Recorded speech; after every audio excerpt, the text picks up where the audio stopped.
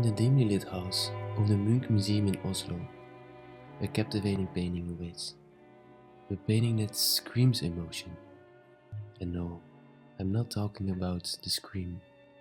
I'm talking about Vampire, or as titled by Munch himself, Love and Pain.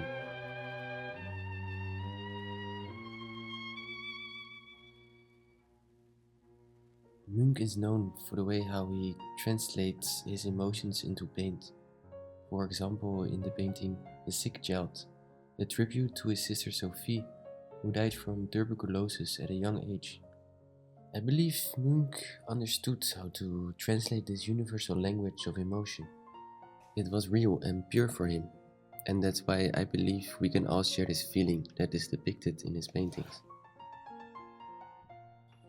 Munch once said, "I want to keep my sufferings, they are part of me and my art."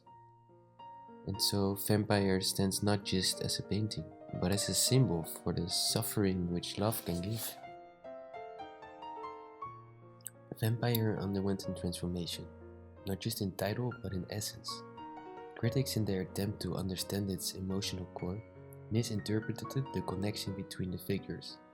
The result? A renaming to Vampire. Munch didn't create just one version of Vampire. He painted it, he drew it, and even etched it into woodblock prints.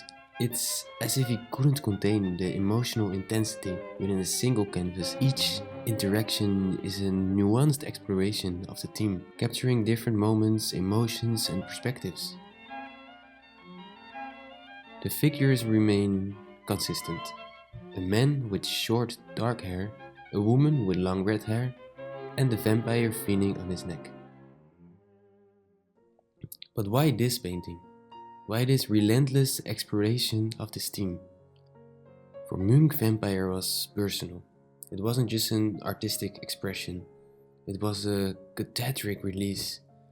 The figures, entwined in passion and pain, echoed Munch's own struggles with love, desire, and the haunting specter of emotional entanglement.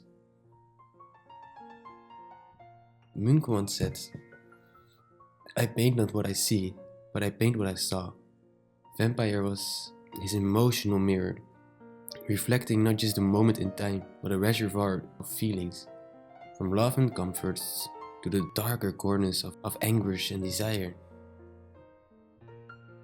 To truly grasp the significance of Vampire, we must delve into Munch's own emotional struggles.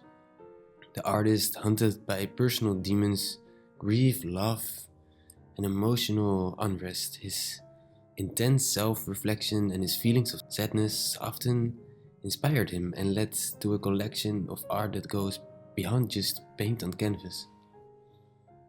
When he was in his mid-30s, Munch was in a turbulent relationship with a woman named Tula Larsen.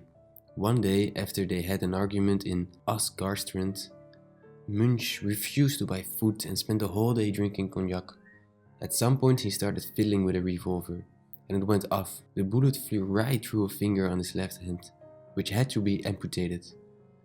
Munch turned down the anesthesia. He knew he would want to paint the operation afterwards, and needed to stay awake and see what happened. This incident had a profound impact on Munch's life and art. It left him physically impaired, losing a part of his painting hand. Yet, it fueled his determination to continue creating and adapting his technique to accommodate his injury.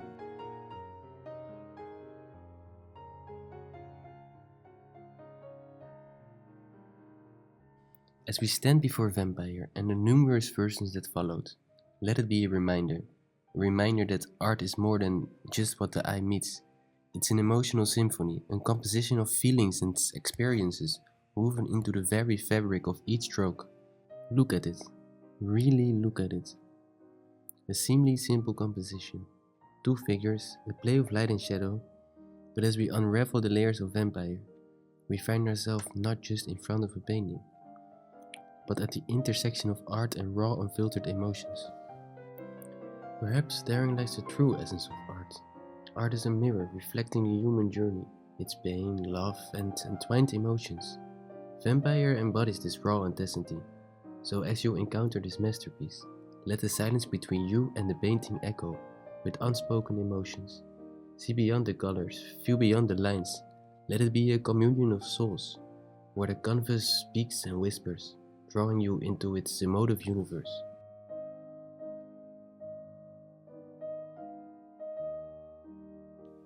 Thank you for watching this video, and I hope you liked it. And maybe we see each other once more.